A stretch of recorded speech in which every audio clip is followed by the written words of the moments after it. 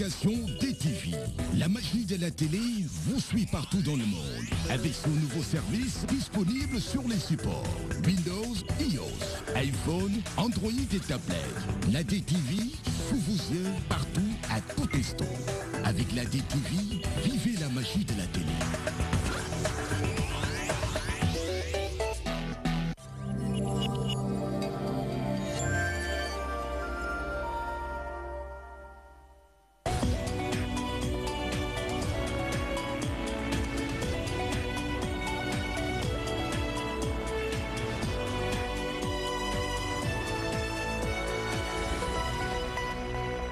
Mesdames, Messieurs, merci de votre fidélité renouvelée à la magie de la télé 20h. Les titres de cette édition.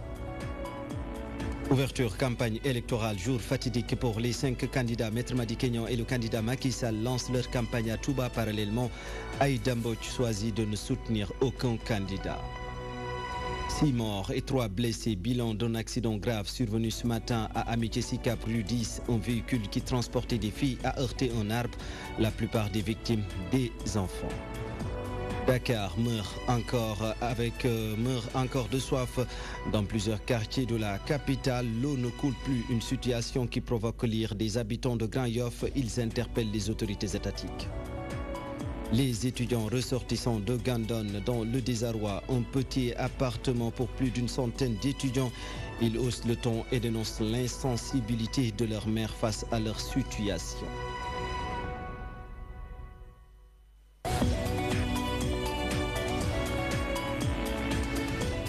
Bonsoir et bienvenue si vous nous rejoignez sur la DTV, démarrant cette édition par l'accident de la circulation dans la capitale sénégalaise. 6 morts dénombrés et 3 grièvement blessés. Une dame qui conduisait un véhicule rempli de gamins a perdu le contrôle et a heurté de plein fouet un arbre. L'accident est survenu ce matin à Sicap Amitié rue 10, suivant le témoignage de Palassambe, maire .e Amitié fan au micro de Nicolas Mokhtar-Gueye. C'est vraiment une catastrophe. C'est vraiment une catastrophe. C'est tout ce qu'on peut dire pour qualifier cet accident. C'est la première fois dans l'histoire qu'un tel accident se produit ici, du fait du nombre de morts enregistrés sur le coup. Nous sommes des croyants, nous nous en remettons à Dieu. C'est vraiment un bilan amer que nous constatons à regret. Et nous prions pour toutes les personnes qui y ont perdu la vie. Nous lançons un énième appel à la Géroute pour que cette grande artère soit parsemée de ralentisseurs pour éviter ce genre de catastrophe. Parce que les voitures roulent à vive allure.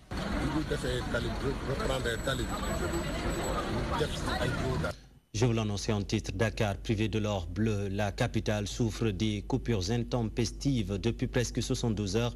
Pour cause, encore une panne, la banlieue est la plus affectée. Et à Grand Yoff, les habitants font la navette chaque jour pour s'approvisionner en eau. Ils interpellent cependant le président de la République dans ce reportage signé Chantal Badji. Difficile de se procurer le liquide précieux. Depuis plus de 72 heures, une situation déplorable secoue certaines localités de Dakar. À Grand Yoff, les habitants tirent le diable par la queue pour avoir de quoi étancher leur soif. C'est une tristesse pour une commune comme Grand Yoff qui est au centre-ville de Dakar. Donc à ce moment, au XXIe siècle, nous croyons que le Sénégal, quand on nous parle d'un plan émergent, actuellement, nous ne pouvons pas qualifier que ce plan Sénégal est émergent. Ils alertent les autorités sur le danger qui guette la population, qui souvent traverse l'autoroute pour aller à la recherche de ce liquide précieux. Actuellement, tous ces politiciens, surtout le président de la République actuellement, que les Sénégalais ont été élus pour qu'ils puissent remplir les conditions des citoyens sénégalais. Et quand on reste, par exemple, à ce moment à 72 heures, sans pour autant avoir la réaction ou la réaction de l'État par rapport à cette pénurie d'eau, c'est honteux.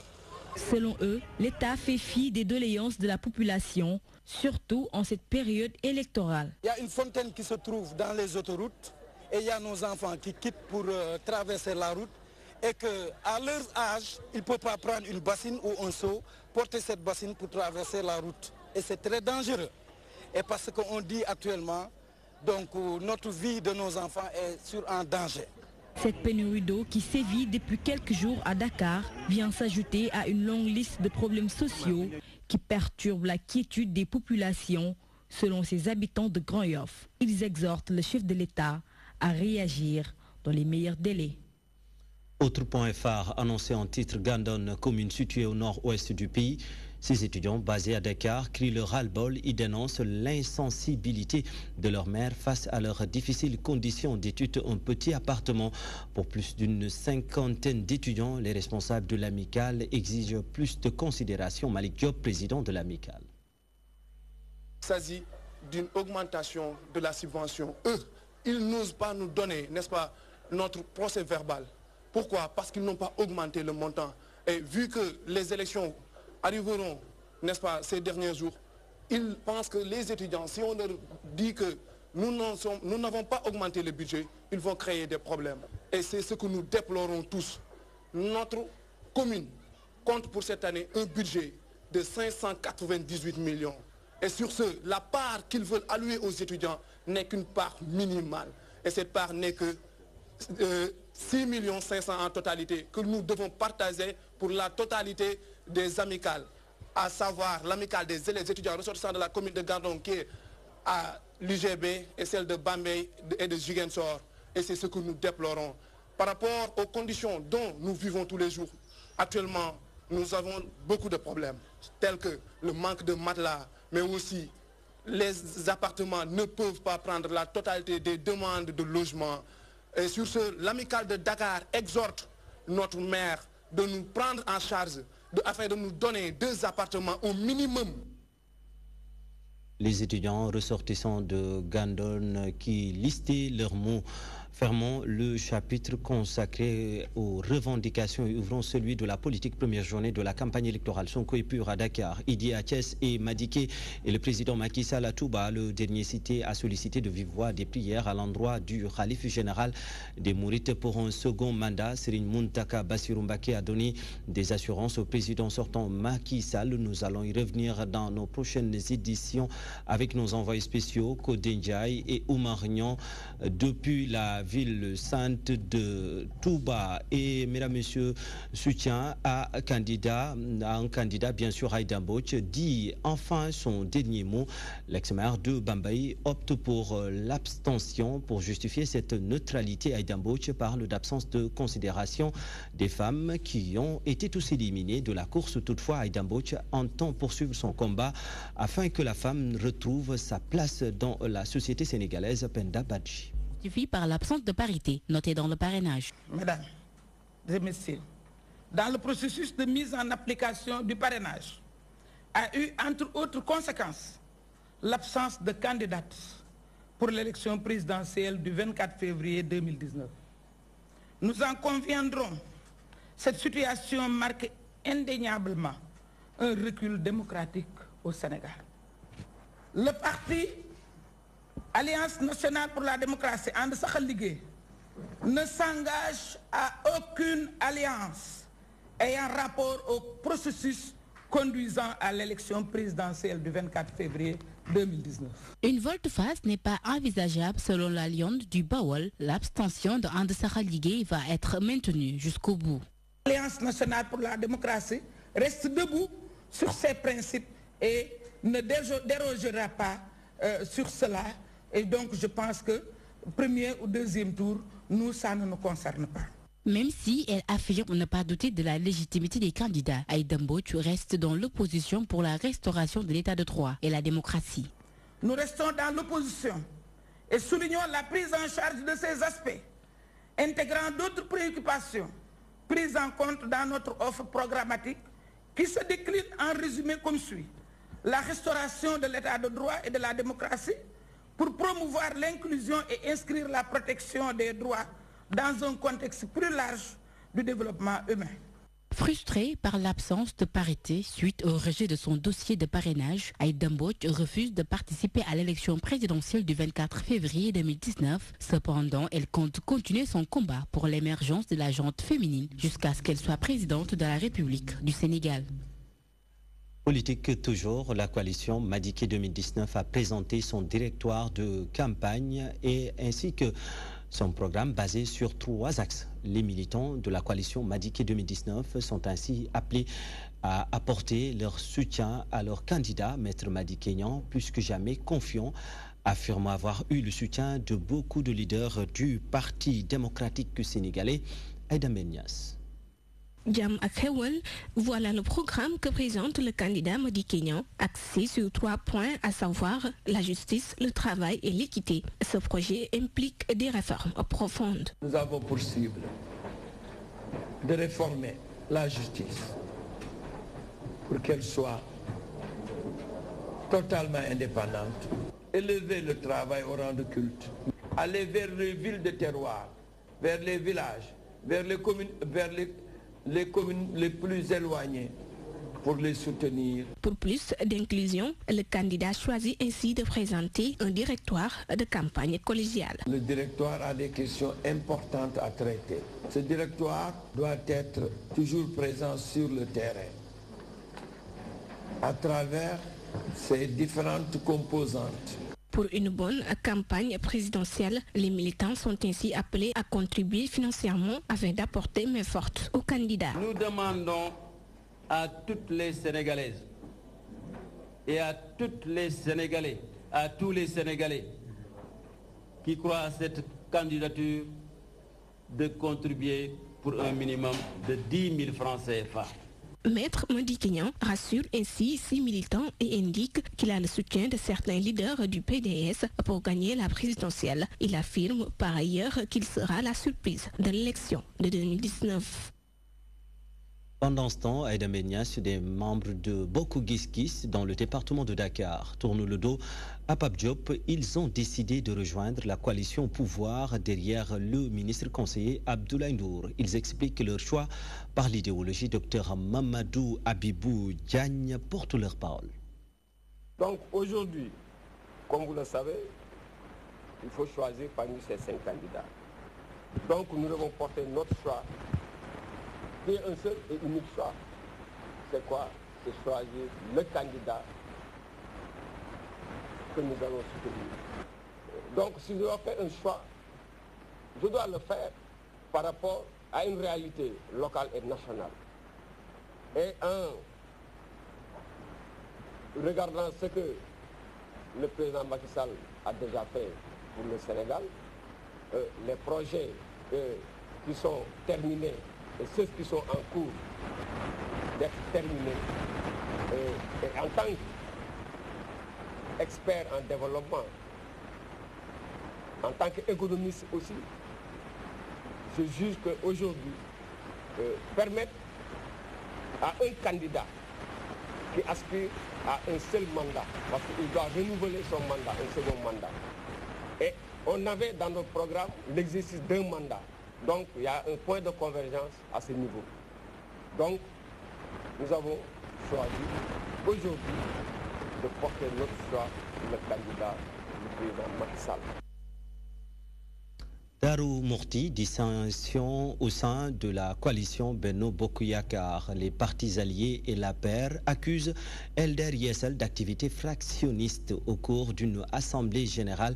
Ils dénoncent l'attitude de Modou Diagne Fada qui serait autoproclamé coordonnateur de la coalition sur instruction du président de la République Macky Sall. Les alliés alertent et soupçonnent un plan de rupture du consensus qui a toujours prévalu dans cette localité depuis 2012. Cheikh Astou Faye Sambou réagit au micro de notre correspondant à Touba, El Modou Gueye. Nous sommes majoritaires dans l'arrondissement et même dans le département. Et aujourd'hui, nous sommes au regret de constater que contrairement à ce que nous pensions, que l'arrivée du Yessal allait être source de consolidation et d'unité. Aujourd'hui, nous avons le contraire. Maintenant, à notre grande surprise, hier, le président Modou Diagne Fada, lors d'une assemblée générale du Yessal, a réuni ses troupes et a tenu un discours qui ne rassemble pas. Parce que quand il se permet de dire que le président Macky Sall a confié la coordination des élections ici au LDR Yeesal, ça divise. Puisque nous sommes tous tombés d'accord que le Benno Bokk Yakaar est majoritaire. Parce que tous ces partis qui sont là, sauf le Yeesal, ça ne peut pas déterminer la décision de cette grande majorité présidentielle. C'est pourquoi nous avons décidé d'alerter le président de la République et la majorité présidentielle pour leur dire que si l'LDR Yeesal n'accepte pas de rejoindre la grande majorité présidentielle dans sa décision de mettre sur pied une co-coordination et de travailler en parfaite collaboration, on risque d'aller vers 2 comités électoraux. Direction Ziguinchor, où les patriotes se renforcent. Plusieurs cadres de l'opposition dans la région du Sud préfèrent son coprésident aux autres coalitions. Ils entendent battre campagne pour Pastef dans cette région où le candidat Ousmane Sonko est originaire, suivant les explications de Mamadou Goudiaby, membre de la conférence des leaders de la coalition Sonko, président au micro de notre correspondant Cheikh Ndiaye Sadji. À part les 22 initialement constitués, nous avons été honorés, surtout le PASTEF, d'avoir le ralliement des cadres de l'UCS. Quand je parle de cadres, il s'agit du conseiller départemental qui est là et qui vous lira tout de suite son message, et de 2 autres conseillers municipaux qui ont rejoint le PASTEF pour renforcer le président Sonko dans le cadre de cette élection-là. Il y a comme mouvements et partis qui ont rallié. Sénégal Rec de Atepa, ça a été connu. Il y a And Dolel Khalifa et le mouvement des khalifistes qui a été dirigé par Makan et par Sega And Dolel Sénégal. Il y a le PDS avec le doyen Saho, le sénateur Saho, qui vient renforcer par esprit de patriotisme, il vient renforcer, sans attendre un mot d'ordre, la coalition Sonko président. Il y a aussi Bok Gisgis, qui est représenté ici par M. Bernard Manet. Il y a Ande Dieuf, Abdourahmane Gassama qui nous rejoint, Abdou Khadr Gassama. Donc au nom de la coalition et au nom du président Sonko, candidat de notre coalition, nous souhaitons la bienvenue à tous ces patriotes qui ont accepté de venir mouiller le maillot pour élire au soir du 24 février le président Sonko. Retour à Dakar, parlons autre chose. Fake News, l'association nationale des professionnels de la presse en ligne du Sénégal accuse les responsables des cellules de communication des candidats d'être les principaux commanditaires. ANSEPS confie que ces cellules donnent souvent de fausses informations aux hommes de médias. Ils appellent ainsi leurs confrères à plus de vigilance, nous dit Anne Tadjedjou. L'Association nationale des professionnels de la presse en ligne du Sénégal soutient que la plupart des fausses informations sont livrées par certaines cellules de communication des candidats à la présidentielle. Alors, nous lançons déjà un appel à tous les candidats et leurs cellules de communication d'éviter de donner des fausses informations pour justement ternir l'image d'un adversaire politique. Et nous, en tant que journalistes, nous avons le devoir d'informer les Sénégalais. Et ces informations que nous donnons tous les jours, durant les campagnes, ça va forcément venir des candidats. C'est-à-dire, ce sera à partir de leur discours, à partir de leur comportement, à partir de leur programme et à partir de ce qu'ils font sur le terrain que nous, on va relayer. Et pour éviter les fake news, ils demandent à ces cellules de donner les réelles informations et plus se baser sur les programmes de leurs candidats. Parce que c'est les administrateurs des pages Facebook des candidats. Et c'est eux qui font les vidéos des candidats, des vidéos de campagne, etc. C'est eux qui publient sur leur page Facebook. C'est eux qui publient sur leur compte Twitter, sur leur site web et entre autres. Et beaucoup d'entre nous, administrateurs de sites web, suivent les candidats à travers donc ces plateformes d'échange sur Twitter ou sur leur site web ou sur leur page Facebook. Et si moi je vois un candidat publie une information sur sa page Facebook, donc je ne peux que répondre et traiter cette information avec une touche journalistique. L'ANSEP appelle ainsi les professionnels des médias à se ressourcer pour éviter de passer à côté.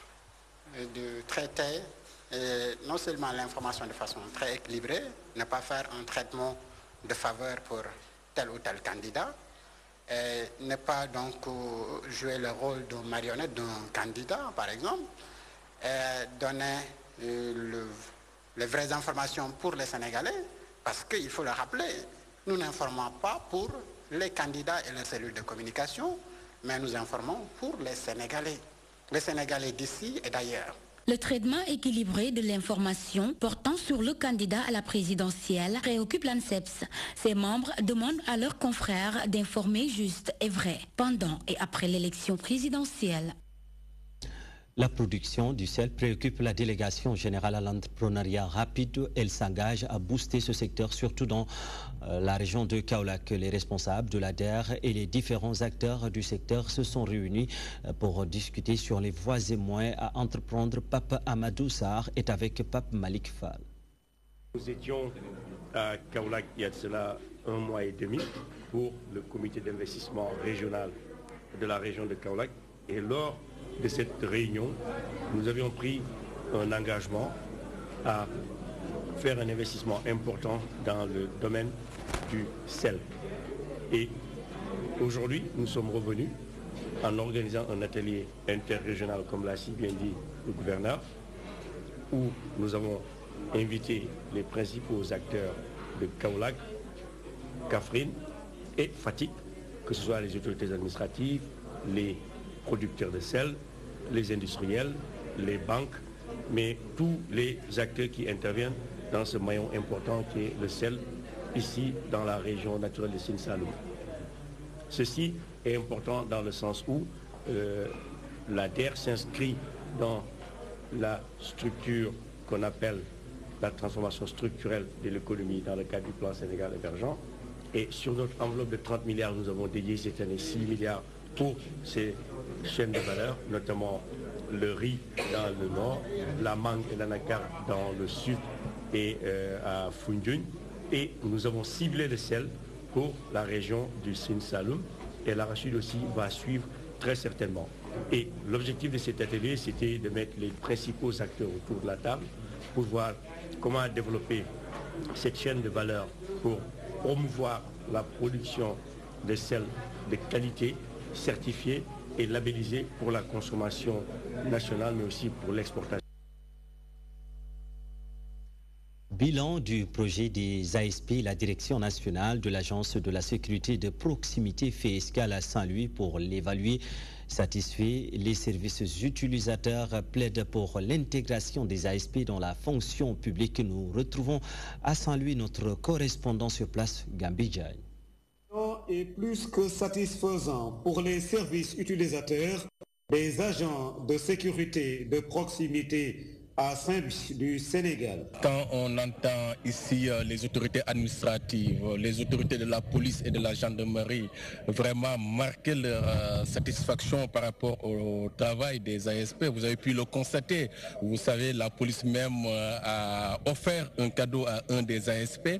Je pense que cela montre vraiment la collaboration qui existe entre les ASP et la complicité même et les acteurs de la sécurité publique. C'est la police qui a offert un cadeau à un de nos éléments. En réalité, on aurait bien souhaité faire autant de cadeaux que d'ASP qui sont dans nos services. Seulement, il fallait faire un échantillon, choisir quelqu'un, et celui-là, c'est pas n'importe qui. C'est un de nos meilleurs ASP. Un nouveau projet est dégagé par la Direction nationale pour les ASP. Un projet, un ASP, un métier pour les intégrer dans le marché du travail. Et mesdames, messieurs, c'est cet élément qui met fin à cette édition. Où que vous soyez, merci de l'avoir suivi. Ne changez pas de position.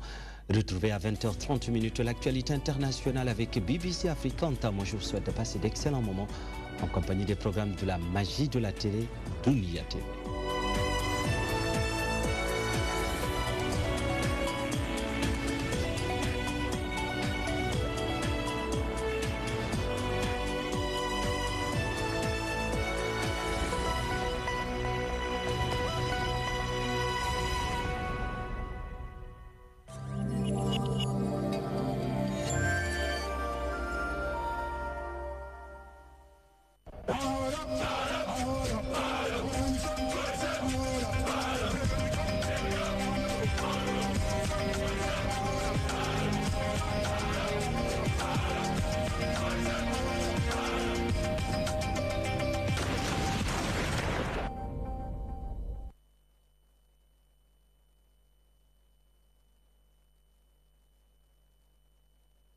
nouveau à Excaf Télécom avec les décodeurs TNT.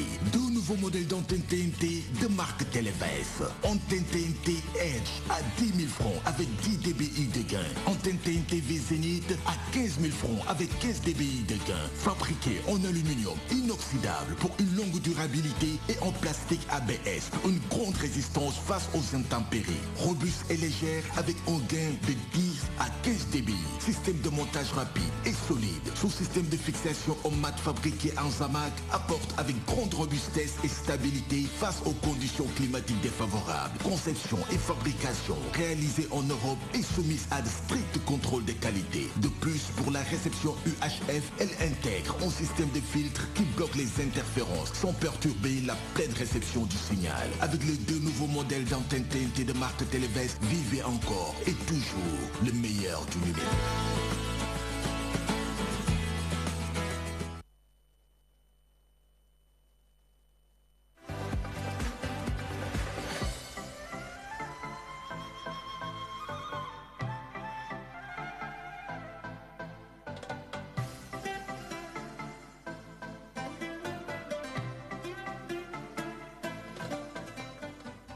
Pièce par pièce, dans les locaux, les députés de la Commission Culture et Communication ont tenu à s'enquérir de l'état d'avancement de la mise en œuvre de la TNT au Sénégal. Une visite très satisfaisante selon ces parlementaires. La TNT est une fierté nationale. Évidemment, nous sommes ravis de constater que ce sont des Sénégalaises et des Sénégalais qui font ce travail. Il n'y a pas d'expatriés, des jeunes Sénégalais et je pense que c'est un grand plaisir de le voir et c'est rassurant aussi. On dit qu'on n'est pas rentré dans l'histoire, hein, mais enfin tout cela, je crois que ce n'est pas vrai, on le démontre tous les jours. Et c'était vraiment le premier constat qu'on a fait. Ensuite, c'est un projet qui est difficile et qui n'est pas simple. Il faudrait que tous les Sénégalais puissent partout sur le territoire national avoir le même signal et gratuitement pour les télévisions sénégalaises. Au nom du président Babacar Touré, qui avait en charge cette mission-là, avec le comptant, en son nom, je me dois de remercier les honorables députés d'avoir bien voulu se déplacer pour venir voir un projet qui appartient au peuple en réalité. Je dois aussi me féliciter de savoir qu'une société bien sénégalaise, qu'une entreprise sénégalaise comme Excaf Télécom a pu faire un tel travail, un travail énorme, un travail de qualité. Cette technologie, une fois mise en œuvre, va permettre l'ensemble des citoyens sénégalais, là où ils sont, que ce soit de Dakar jusqu'à Fongolandi, de recevoir l'ensemble des chaînes de télévision nationale avec la même qualité d'image et la même qualité de son. Vous voyez déjà qu'un député du peuple qui vient visiter une technologie qui va venir satisfaire son peuple dans la réduction de cette fracture télévisuelle est déjà un pas extraordinaire. Bon, notre premier devoir était de les informer du travail effectué par Excaf, du rôle qu'effectué par les employés, les Sénégalais qui travaillent pour nous. Et